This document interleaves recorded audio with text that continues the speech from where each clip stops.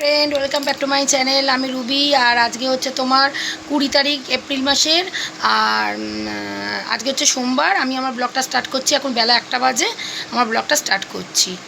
আর কি রান্না বান্না করছি আজকে হচ্ছে একটু খাসির মাংস আমার হাজব্যান্ড এনেছে, মানে আমার শাশুড়ি আনিয়েছে আর কি, আমার হাজব্যান্ডকে দিয়ে সেই খাসির মাংস বানাবো আর ভাত করব, ব্যাস। আর মাকে একটু, আমার মা এসছে, এই দেখুন আমার মা এসছে। এই যে ছাতুর ঘোল একটু করে মা কদিন থাকবে আমার মা। এটা শাশুড়ি নয়, কিন্তু এটা আমার মা। কদিন থাকবে, আমি বলেছি তুমি থাকো।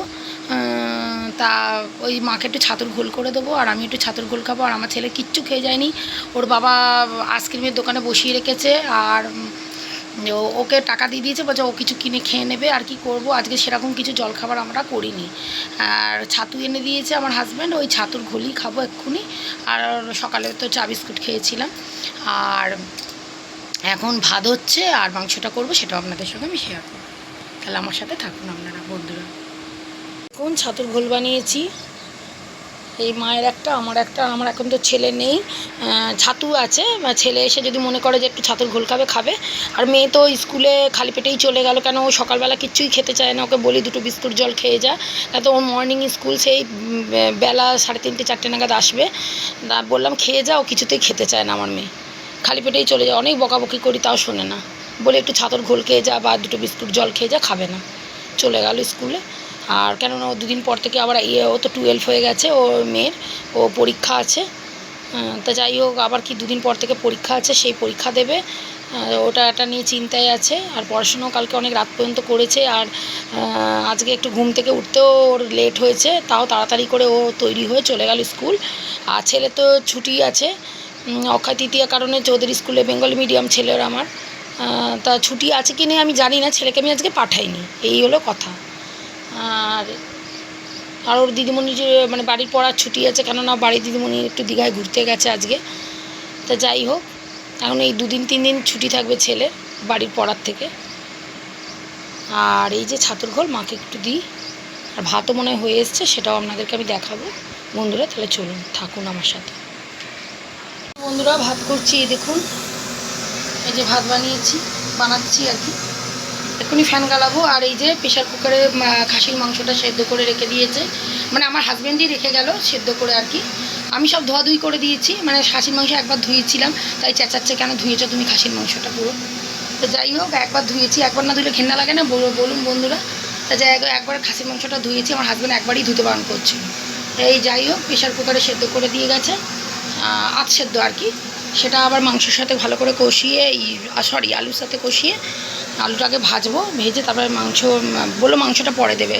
আর আলুটা কষিয়ে পেঁয়াজগুলো ভেজে ভালো করে মশলাটা তৈরি করো, তারপরে মাংসটা দেবো। তো চলুন আমার পরে দেখাচ্ছি। বন্ধুরা, আলুটা ভাজছি, ভাত হয়ে গেছে, এই যে ফ্যান গালিয়ে নিয়েছি। আর এই যে আলু বসিয়ে দিয়েছি, আলুটা ভাজছি, তারপরে ভালো করে মশলাটা কষানো, এখানে পেঁয়াজ ভাজা আছে। আর এর মধ্যে আদা রসুন, তারপরে টমেটো সব আর কাঁচা লঙ্কা সব পেস্ট করে রেখেছি এই যে মিক্সার বাটিটার মধ্যে।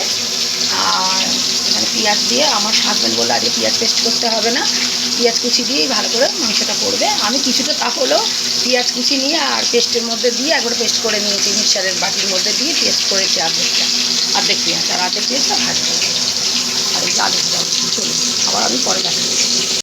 কষতে আসলে পাম্প স্টপের কেরোসিন তেল শেষ হয়ে গেছিলো, আমার হাজব্যান্ড আবার এনে দিল। এই যে এখন খুলেছে মাংসটাই, দেখুন মাংসটা খুলেছে, সেদ্ধ করেছে। এই জলটাও ফেলবো না, এই দিয়েই আমি ঝোলটা বানাবো, মানে ঝোলটা করব। আর এই দেখুন মশলাটা আমি কষাচ্ছিলাম, কষাতে পাম্প স্টপটা বন্ধ হয়ে গেছে। এখানে কেরোসিন তেল ছিল না, আবার হাজব্যান্ড নিয়ে এলো দোকান থেকে কেরোসিন তেল, আবার ঢেলে দিল, তারপর রান্না করবো। ভাত তো হয়ে গেছে, আগে দেখিয়েছি, চলুন পরে আবার দেখা। মশলাটা কষাচ্ছি, কষানো হয়ে গেলে আলুগুলো দেবো, এই যে আলু ঢাকা আছে, আলুগুলো দেবো, দিয়ে কষাবো। আর মাংসটা একদম শেষ হয়ে, মানে সেদ্ধ হয়ে গেছে আর কি। আমার হাজব্যান্ড বলে গেল একদম সেদ্ধ হয়ে গেছে, না হাজব্যান্ডই সেদ্ধ বসিয়েছিল আর কি, একদম সেদ্ধ হয়ে গেছে। ওটা লাস্টে দিতে বললো মাংসটা, আগে তুমি আলুটা গলিয়ে নাও বললো, কষিয়ে তারপর জল দিয়ে আলুটাকে গলিয়ে নাও, তো লাস্টে মাংসটা দেবো। নুনটাও এখনও দিইনি, নুনটাও লাস্টে দেবো। আর সমস্ত মশলা দিয়েছি, সেটাও আপনাদেরকে আমি পরে বলছি। কষিয়ে তা এই আমার খাসির মাংস, এই যে মাটনের স্টকটা ছিল, মানে জলটা, ওই জলটা দিয়ে দিয়েছি। এটা দিয়ে আলুটাকে সেদ্ধ করছি আর কি, করতে দিয়ে দিয়েছি। আলাদা করে আমি কোনো জল দিইনি, এই মাটন যে জলে সেদ্ধ হয়েছে সেই জলটাই আমি দিয়ে দিয়েছি। এটা কষিয়ে কড়ার মধ্যে জলটা দিয়ে আলু দিয়ে দিয়েছি, মশলাটা কষিয়ে ভালো করে।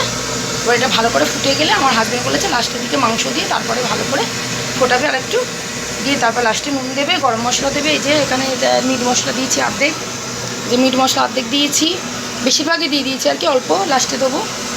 আর এই যে গরম মশলাটাও লাস্টে দেবো। চলুন আমার পরে কথা বলছি। এই দেখুন বন্ধুরা, মাংসটা দিয়ে দিলাম এক্ষুনি। এই দেখুন প্রেশার খালি, এই দেখুন প্রেশার কুকার খালি, এক্ষুনি দিয়ে দিলাম মাংসগুলো। আর লাস্টের দিকে গরম মশলা দিয়ে একবারে নামিয়ে দেবো, তারপরে আপনাদের দেখাবো বন্ধুরা।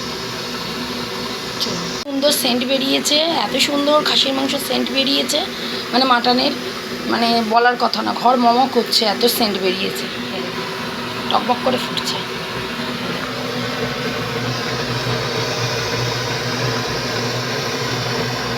চলুন আবার হয়ে গেলে দেখাবো।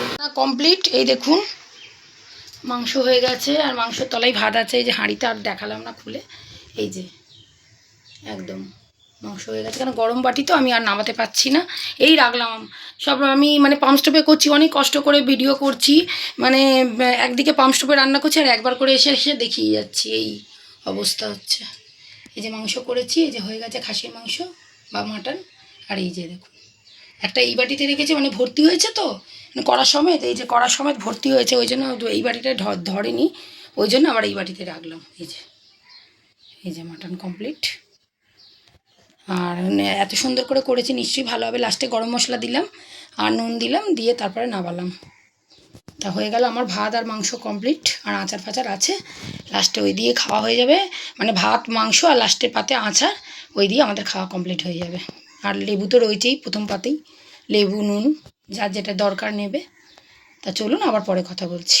আমি আবার কথা বলতে চলে এলাম। আর সন্ধেবেলায় 6টার সময়, মানে 6:30টার সময় আমি একটু দোকানে গিয়েছিলাম, আমার আইসক্রিমের দোকানে। ছেলেও অনেকক্ষণ বসেছে আর আমিও একটুখানি বসেছিলাম। ছেলে বারণ করলো, বললো চলে যাও মা, এখন আর বসতে হবে না, এখন 8টা বাজতে 5 মিনিট বাকি, সন্ধে মানে রাত্রি। আমাকে বললো তুমি চলে যাও বাড়িতে। আমি আবার এক্ষুনি বাড়ি এলাম। আর তো কিছু বলার নেই এই বন্ধুরা। তাহলে আমি আমার ভিডিওটা এখানেই কমপ্লিট করছি, আবার পরবর্তীকালে নতুন ভিডিও